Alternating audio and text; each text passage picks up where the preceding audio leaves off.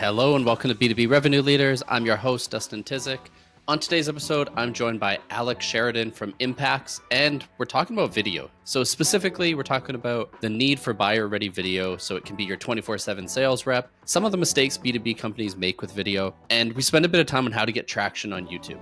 On to the episode. Hey, Alex, welcome to the show. Glad to be here, man. Thanks for having me. Yeah, thanks for joining me. So we're going to talk about video in general. We're going to take it a bunch of different directions, but something you said before this that I thought was interesting is, you think agencies are doing companies wrong and kind of failing them, and it's time for companies to build internally. And as someone, you have your agency, it's an interesting take. So let's break that down, what you mean by that. Well, I think, content, social media, video, in a day and age in which the consumer and the buyer is doing so much self-educating, they're consuming more content than they ever have before. We know how important content is, right? Whether we want to talk about LinkedIn, YouTube, across the board, we just know it's that important. So if it's that important of a function and it's really becoming kind of the core of every business almost at this point, to me, it doesn't make sense to outsource 100% of that to another company because you'd want to, now some of it, sure, right? Video editing, that kind of stuff, of course, right? Maybe some of the design. But to me, what companies should be doing is creating content and building their content teams internally as much as they possibly can. Now, why would you want to do that? Well, for a lot of reasons. You're retaining all of the skills, the frameworks, the strategies. You can look over across the desk or across the room, or if you're on a virtual call and you can say, hey, Jim, Sally, Susan, I just came up. There's a great question that a customer asked, and they asked me the same question got asked 2 days ago from a prospect. Let's answer this question. Let's address this question. Mm-hmm. Let's bring this topic up and talk about in a video. So it gives you more flexibility to be able to create content whenever you want. And it's also cheaper. It's also cheaper to retain talent in-house and have things done internally within the company. So I think from a standpoint of the content's probably going to be better if you know what you're doing. It's faster. It's probably going to be more impactful. And you don't always have to pay a company to do all of that for you. I think for those reasons, it just makes sense to try and keep as much as you can internally. Yeah, I think the other thing I've run into with not just video agencies, but just agencies in general sometimes is they kind of have this content quota they got to check off. You know what I mean? Like you're getting 6 videos. I don't know your business enough or care what the 6 videos are, but you're getting 6 videos. So it's good. So I think there's a bit of that as well, right? Which is never good for the company. That's a big one, right? So it's like the actual quality of the content when you're outsourcing all of your content. That marketing agency has a bunch of different clients, right? And for the most part, they're trying to do it as cheaply as they can and as effectively as they can. So they're outsourcing a lot of it. So it becomes very much check the box marketing, right? We're like, hey, we got 3 posts out or 5 posts out this week on LinkedIn. Hey, we got your 5 TikTok videos for the week, but is it good videos? And are you addressing the right things, right? And as a company, wouldn't you want to be more involved in the content? I think a lot of it's an old school thought of send out the marketing to another company, right?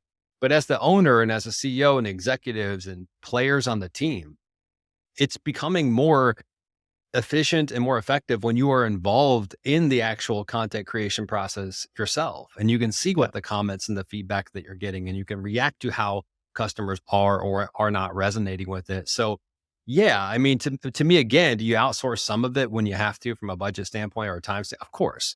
But to not be creating an internal studio and content team to some degree, I just think is a miss in 2024.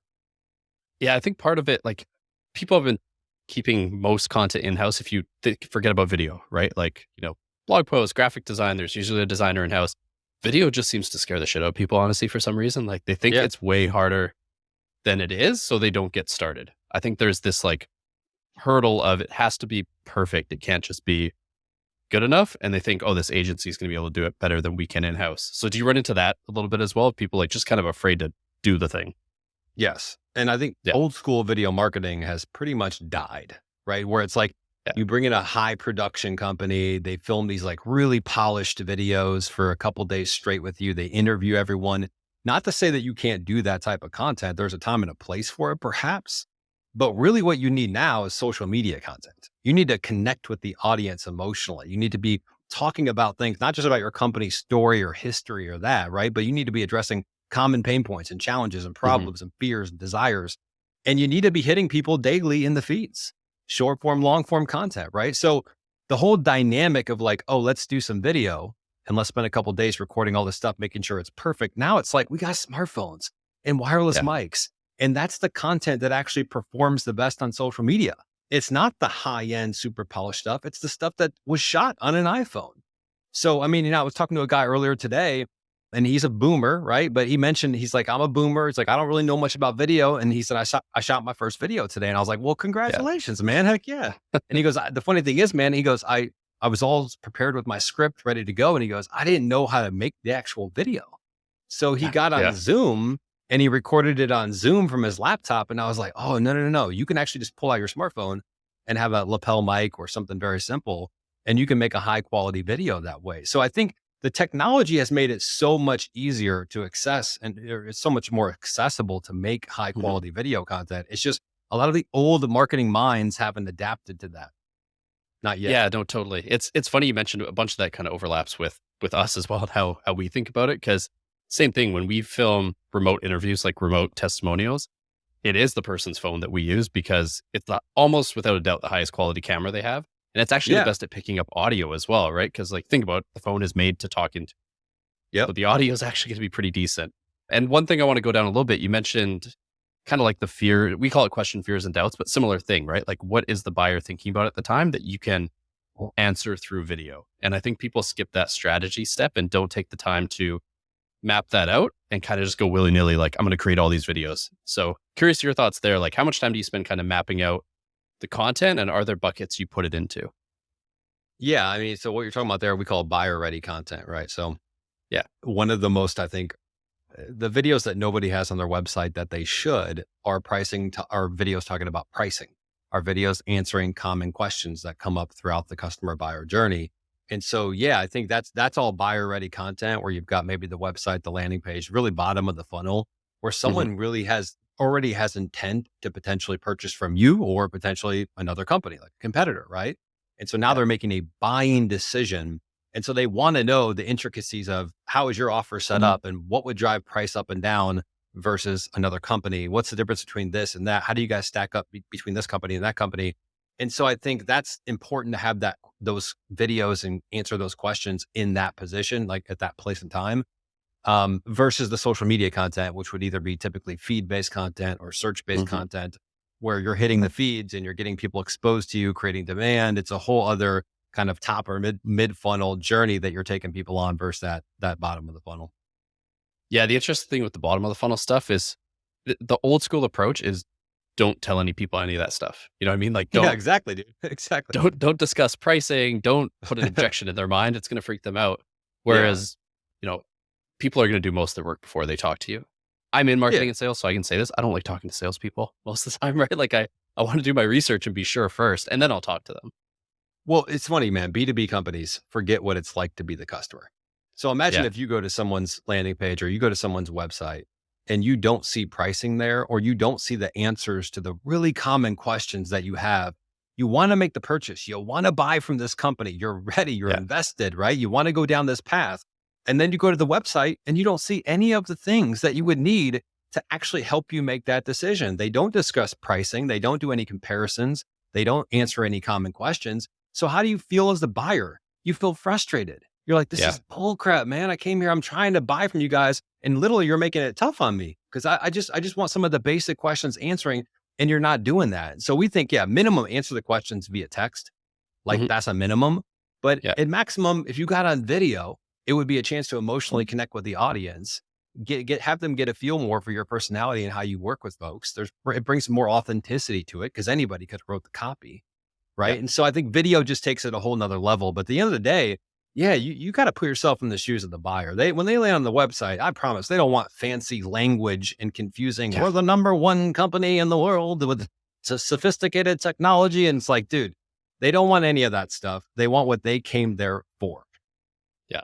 Yeah. No, 100%. We, like in our case, for example, we have a video FAQ where we just Yeah, hit me those too. commonly questions, and yeah, we have it written as well, but you're right. There's something about actually seeing, oh, this is a real person. It's not like a Yes. faceless company that really, drives that. So I think I- the Oh, I go was for gonna it. say, Go for it. I think I agree 100% with that. I think it also just shows it shows how dedicated you are as a company. Yeah. The fact that you did a video, like, to answer the common questions that your customer has, the fact that you did a video on pricing when most people won't Yeah. even mention it. So to me, I think it's a brand move, and it's just such a game changer when you're that customer on that journey, getting ready to buy and trying to figure out, you don't know what you don't know. And to have Yeah. someone there delivering that information and those insights on video is game changer. Yeah. And I feel like, so that area, like you said, like the buyer ready content, I feel most companies aren't doing that. The No. in feed social content, I feel like a lot of companies are doing that, but maybe not well. So that's kind of the distinction between the two in my mind, at least. So I'm curious what you've seen out there on, the in feed social kind of always on, steady stream content, where B2B companies seem to go wrong. Well, I don't think most of them are doing in the feed-based content, video at least, right? I think some Yeah. of them, if you look at LinkedIn, I think you're going to find a lot of check the box kind of content, right? Where it's like, Yeah. we posted on the company page 3 times this week. Awesome, Ron. Like, how did it do for your business? Did it draw any Yeah. inbound leads? Did it did it shape their philosophy on how they think about your area of expertise? Did they DM or comment you and say, that's really interesting, I'm going to share that with my CEO? I didn't think about it that way. Did you Yeah. teach them something? Like, so I think a lot of times the B2B companies just aren't showing up in the feeds of LinkedIn and the feeds of TikTok or YouTube Shorts or whatever it is in a real way, like Hmm. actually adding value, like actually talking about the things that their customers want to hear about versus just promotional stuff. So I think that's first and foremost. The second biggest mistake I think B2B companies make on with video in the feed is a lack of content fundamentals. And some of it's not their fault. They just have never been trained, right? So we can Hmm. say, let's go make videos, and better yet, let's go make videos where we talk about the things that our customers want to hear about and we share our knowledge and insights. Awesome. Everyone's going to say, great job, guys. Let's go get it. But then the problem is you go to create the videos and it starts off like this. Hey, my name's Alex and I'm with Impacts Marketing. And one thing we've been seeing about from and they're gone. Those people are Yeah. gone in the feed. They're not sticking around, right? Or they post the copy above the video on LinkedIn as something like, in today's video, we're going to take a deep dive with Fred, Impacts Marketing's key objective. It's like they're gone, right? So you got to know how to write good copy. The first 6 to 7 words in that LinkedIn post, whether it's video, text, or picture, has got to draw that audience in and make them go click, see more and see Hmm. the rest of the post, or it's got to make them when they hit play on the video in the first 1 to 2 seconds, you got to talk about something that's going to intrigue that audience. So delivering a little sliver of like, this is what the video is going to be about. I'm not going to give you the whole insight right this second. I'm not going to expose the truth, but I'm going to give you a hint as to why you'd want to finish this video. So, and then there's some editing things like that I think are missing, but it's just one, the strategy to begin with, actually doing it. And then secondly, people just underestimate content fundamentals. They're so important. Yeah. Yeah. I think part of that too is companies being a little too like stringent with how they come off. You know what I mean? Like Yes, they water it down to be safe, maybe a little too safe. dude. And then, then the video just doesn't resonate because people are used to, those Yes. snappy like Instagram, YouTube videos, right? Well, you know what it is companies are like, we got to be on brand with our videos. And it's like, really, what is Yeah. on brand? Like, what really is on brand? You know what I mean? Is that, Yeah. your captions have to have the same colors?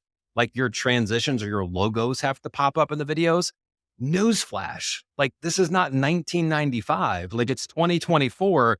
That's not what customers want. They don't care Yeah. about that. Now, I do believe that your videos need to have brand consistency, meaning if I'm talking about one thing one day, and then the next day I've got a totally different perspective. And the next day it's something totally different. I'm all over the place. Well, then to me, there's not much consistency there. There needs to be Hmm. consistency with your message, but novelty with the delivery. So I can do Yeah. edutainment videos one day. I can do repurposed videos. I can have different types of captions and like that stuff that doesn't matter as much as it is your brand is how you show up every single day. So that's what's Hmm. funny is like they get wrapped up in these little details of like the colors and the formats and make sure it has the logo on there. And like you're missing the entire point. Like you're losing the entire opportunity we have on video because you're focusing on the small details that literally the customers and audience don't want anyways. It's Yeah. almost laughable, dude. Yeah. It's the stuff that you notice because you're on the marketing team and you put the brand book together, right? Like it's not anything Right. a customer is ever going to notice. Right. Yeah. I've got in trouble for that over the years. Like this, you use the wrong tense or like we hyphenate that word or we use like an M dash. I'm like, it doesn't matter. This doesn't make a difference. Exactly, man. It's like no one's watching Yeah. the videos. I mean, yeah, it's a waste of time. Yeah. And I think so. You mentioned, I mean, we've talked about video. We haven't talked a ton about delivery and how the content type changes. So I know you're super active on YouTube, super active on LinkedIn, other channels as well. How do you go about creating that? Like, do you natively create videos for both, or do you just, same style YouTube, same style LinkedIn? Well, I believe that you have to respect the platform that you're posting content on. And I think that's what most people are like, we're going to start doing YouTube. And it's like, cool, we'll throw a webinar, we'll throw our podcast, we'll throw a long form video there. And it's like, Yeah. it's not, and look, I've done that before too. So I'm not like trying to say that I've perfectly mastered everything that I've ever done. Of course, I've made all these mistakes, right? It's partly how I learned, but Yeah. that's not going to work, right? You're not respecting YouTube as a platform, right? If you go on LinkedIn and you've been on Instagram for years or TikTok, and now you come to LinkedIn and think you're going to do the exact same thing you did on Instagram, it's probably not going to work. There's a Mhm. little bit of a different strategy. In a lot of ways, there's a big difference in strategy versus, LinkedIn versus TikTok or Instagram. So I think part of it is understanding the platform. If you look at LinkedIn, you got to know how to write good copy. You got to know that picture posts perform really well right now, but certain kinds when you're telling stories and it ties back into your business and that can draw in leads. YouTube is a different beast. You got to Mhm. go in there showing up. Now, shorts is a little bit different. I think from a short form vertical standpoint, there's a lot of opportunities to repurpose or repost the same videos. Maybe you tweak some things or mix the copy up, but I think there's a lot of opportunity there to repost the same things. We do that. But if Yeah. you look at YouTube from a long form video perspective, you better have a clear game plan and have done some research into what customers are searching for. Like what is a hot topic that it also has low competitive score. So find Mhm. a good niche that you know about that you're an expert in that is highly in demand, but there's a lower competitive score, right? And you can look at things like YouTube analytics and vidIQ and that kind of stuff. But then you got to know how to create the thumbnail, the title, the video. What is a hook like in a video or a video hook in a YouTube video versus a video hook in a TikTok video? They're different, right? Mhm. There's some similarities, but they differ. And so, for me, it's like if you're creating long form YouTube videos versus the LinkedIn posts versus the TikToks, there's always content fundamentals that transition that you learn, pick up, and then you can say, yeah, because I know this now, because I was good with LinkedIn and TikTok, I can move to YouTube and get it faster than somebody who had never done anything, right? There's Yeah. certain skills they translate, but there's also certain aspects of the social media platforms that are different and you got to respect and you got to learn those. Otherwise, you're not going to be successful. Yeah. I find, so this is how we got connected. Actually, I made a post on LinkedIn about who's actually doing YouTube well in the B2B space, because I have Yeah. failed at YouTube many times. It's hard, man. It's like, It's tough, man. Yeah. it's not the same as the other channels. It's its own beast with its own search, its own Yeah. algorithms, its own little points. And you mentioned long form content there. So let's like disregard shorts for now, because I agree Yeah. we repurpose as well from shorts to LinkedIn, create vertical. Yeah. On the long form piece, how important is, the technical side, I guess, right? Like you said, finding those niches to focus on, and how can people get started there? Because I feel everyone knows website SEO, just kind of going away and changing a little bit, but not many people know YouTube that well in that regard. Yeah. I mean, to me, when I thinking about making a YouTube video from scratch, like this is my Yeah. mindset. The first thing I think about is what are the messages that I want to deliver to my audience, right? And then I think about, are they searching for those types of topics? Is Hmm. it being highly searched or sought after?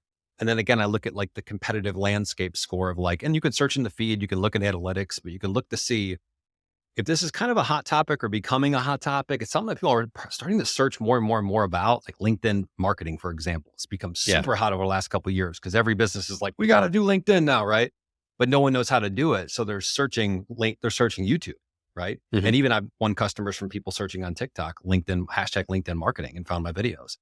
But Yeah. on YouTube, so I go there first. I go to the research. I understand what the customer would be searching for. What language would they use? I made the mistake in the beginning. I was trying to be all cute with my YouTube titles and like I'd be like how to master the 3 C's of LinkedIn. And then meanwhile, someone like Johnny from Portland was searching what to post on LinkedIn. Like, Yeah. like how do Yeah. I update my Exactly. profile? And it was just like what I was trying to teach and educate people, the delivery or the framework or the package that I put that in was misaligned with what the package or the box that the customer was searching for. So I think you Hmm. got to create alignment there, but then you can get creative with the titles and the thumbnails. And so once you kind of understand, okay, my customer is searching for what the hell type of content do I post on LinkedIn if I want to win clients there? And maybe I don't have a big following. Maybe I'm kind of starting off from scratch. What the heck would I post there? So then I'm like, all right, well, let me reverse engineer that now and go backwards. And let me make the title or the thumbnail of me saying what to post and a logo of LinkedIn. Let me make the title say, what to post on LinkedIn to win clients there, right? Let me make the description fit the video. Let me make that video go through these buckets of content in order to help them actually accomplish that, because that's what the video is. The video on YouTube is delivering on the promise that you made in the title and the thumbnail. So there's a bunch of technical stuff within that, but I think that's how I think about getting started. It's like the research, it's the titles, the thumbnails, it's making the video itself, it's the description, it's even on the back end, like it's how do you get more people? So once people finish your YouTube video, most people don't know this, but you can select end cards and have certain types of content pop up. If you don't select that and you don't know that technical aspect, which I didn't know in the beginning, people are finishing your video and they're getting recommended a competitor's video versus them continuing to watch yours and being fed through your loop. And so what you'll start to notice is when you get traction on YouTube, it almost becomes this ecosystem where people come in and then they get fed another one of your videos and another one of your videos, another one of your videos. So you got one video that does well on YouTube and it can carry you for 6 to 12 months. I mean, that's what I love about YouTube is like, it's not a daily grind like LinkedIn is. Yeah, it's not easy to get going there, but once you get going, those videos last for months and even years, and they'll consistently perform and bring you inbound leads while you're just having fun or sitting back or sleeping or eating dinner. Yeah, it's the whole concept, like you mentioned. I've seen you post this on LinkedIn. I think it's your banner image, actually, right? Like, have video be your 24/7 sales rep, essentially. Yeah. Yep. That's it. Yeah, man. That's it.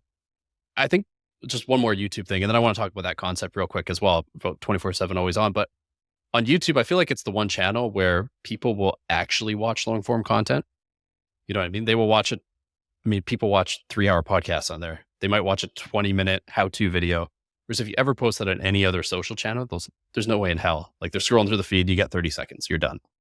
So I think that's a major advantage that people are maybe afraid of making long form content because they think no one has an attention span. YouTube's maybe the exception because that whole YouTube rabbit hole thing we've all been caught in, 2 a.m, just scrolling through stuff. Well, dude, you nailed it. I mean, I think you have to understand there's a different mindset of your audience based on the social media platform that you're on. So the audience's mindset on TikTok is different than it is on LinkedIn. TikTok's way more entertainment, even though it's become a lot more educational now. We know that, but it's fast paced. It's all video, right? You're scrolling, you're in the rabbit hole. It's an interest-based algorithm. LinkedIn's different. It's more of a network. It's more of like a community, right? It's not it's video, but it's not as heavy video. People tend to stop and dwell a little bit more. They engage more. There's more comments and back and forth. They're more business minded, which is why it's a great place to convert customers, right? And then you've got YouTube and podcasts where people are going into the app, a lot of times either searching for stuff or going into it being recommended things that they've watched before or listened to before that they're ready to give you their time. It's like if you open the YouTube app, typically, you're good, like, I'm going to invest some time here, right? Which is not the same case. It's not the case if you're flying through LinkedIn. You're not ready to invest 20 or 30 minutes. So knowing that piece, knowing where you're at and what social media platform that you're on and the audience that's on there and the psychology behind how they're scrolling through that feed is so important. You nailed another point, which is attention spans have not shrunk, right? I think that's a myth, right? Because if you think about it, we've just got more options now than we ever have had before. So it's like now if I'm scrolling through TikTok and it's not doing it for me, I can exit out, go to LinkedIn, TikTok, or YouTube, Instagram, like my dating app. There's a million things I can go to, right? But once you lock into something, you'll give it the attention, which is why, there's still long form movies. There's podcasts are now bigger than they've ever been. We're watching NFL playoffs, which are hours and long games. Like our attentions are still there. We just have a lot of options. So to get someone's attention, it's more challenging now. Yeah. I mean, people binge watch, a 10-episode docuseries on Netflix in one day, right? So, exactly. Cool. And I think let's wrap it up with that content, the concept of, video being your 24/7. We've kind of danced around it, right? Like, and talked about it, right? But maybe outline what you're thinking there and how people can get started on that journey a bit. Well, my whole philosophy around marketing is that your video content should be a 24/7 sales rep for your business. I came from sales. I did B2B sales for 10 years. I knocked on doors. I cold called. I sent emails. I was constantly the hunter. I started Hmm. posting video content. And what was interesting is I realized that I started to become the hunted. And then I Yeah. said, okay, I'm posting videos on LinkedIn. This is great. I'm getting some inbound leads, nothing crazy. This is back when my full-time company was a side hustle at the time. And I'm working in corporate. I'm like, well, this is kind of cool. I've never been in this position before. So it was so freaking weird to me, man. I was like, wait, customers come to me? This is strange. So I thought, how can I take this a step further? Well, if I just think about the customer buyer journey, right? And maybe on LinkedIn and TikTok, they're a little bit more top of the funnel. I'm driving awareness. I'm trying to create demand. I'm trying to educate people. They're getting exposed to me typically for a newer audiences, right? Well, what happens when they get to that next layer where they want to go Hmm. deeper on some of this stuff? Well, if I do long form videos, that will help educate them through the buyer journey. If I did a podcast, that would certainly help as well. And then what happens when they get farther along the journey? And maybe now they want to go to my website and they want to talk to me, but I don't have to be there because I'm answering the questions that they're asking that I know they're going to ask. I'm addressing pricing on video and things like that, that I know that they would want to have those conversations with me in person, but I'm now doing it in video. So I'm essentially like creating the demand. I'm educating them at a deep level and sharing insights and comparing things, which is what we would do as a salesperson in person. I'm doing that all through video. And then even at the back end, let's say bottom of the funnel sales conversation where you'd be overcoming objections, talking about pricing, talking about how we work together, that's being done on video. So Yeah. literally I'm sitting back and it's just like emails are coming through, calls are being booked, and all these inbound leads are coming through because the video content is selling for me 24/7. Yeah. No, I mean, it's the only way to scale, really. Otherwise, you'd hire, two AEs and then you get too many requests. You hire three and it just grows and grows. We take a similar philosophy, focus on customer content though, but like turning customers into your always on salespeople by using their Yeah. voice, like you just said, like mapping it out to the different buyer journeys. So I think it's something people, they don't think about that middle, honestly. You know what I mean? Like maybe they'll put a couple of videos on LinkedIn and they'll have a bottom of funnel ish video on their website, but they don't think Yeah. about that whole in between of all the questions. Yeah. So I think for me, that's the one takeaway I want people to get from this is like actually think about what your buyers want and then create the videos. That's it, man. And there's times when they just, 30 seconds, 60 seconds video is fantastic. And that drives a conversation or an inbound lead. Yeah. And then there's times recently, like we just won a client on YouTube where they just watched probably 10 or 15 of our videos in the course of 24 hours. And what's Yeah. funny is when you're on the call with these people, these prospects, they're selling for you. Like they're Yeah, literally totally. bringing up the things that you taught them. They're like, so you said in this video that the video content could be a 24/7 sales rep. And I see what you mean by this. And I wanted to see if we could do that. And I'm like, you're just going to sit back. You're the top, you got this. Like you Yeah. can be part of the sales team. I mean, they're literally reciting back the things that you've taught them in your videos and essentially cloning them or closing themselves in the Yeah. actual meeting. So they're 90% of the way sold by the time they book the call. It just makes sales a hell of a lot easier when you have video that's just constantly doing all the work for you.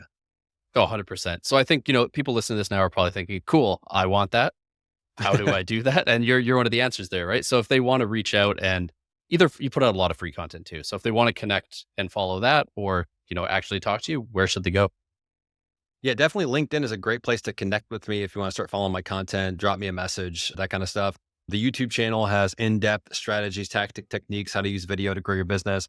We just are launching, and probably I don't know when this comes out, but January 31st, we're launching the Video Sales Rep series, where we're going to teach companies and people how to implement video as their 24/7 sales rep. So I'm sure we'll Nice. probably send you the link. We can get the link going, but also it'll be on our front page of our website. It'll be on my LinkedIn profile. You'll be able to see it basically anywhere we are, but it's a free video series. It's a 5 video series that you'll deliver straight to your inbox. And it literally just shows you step by step how to implement all of it. That's awesome. Yeah. So definitely send me that link for our listeners. We'll include it in the description. This goes live on the 30th. So perfect timing. Couldn't Perfect, be man. better. Yeah. And Alex, thanks so much. That was fun. I really enjoyed chatting about this. Appreciate it.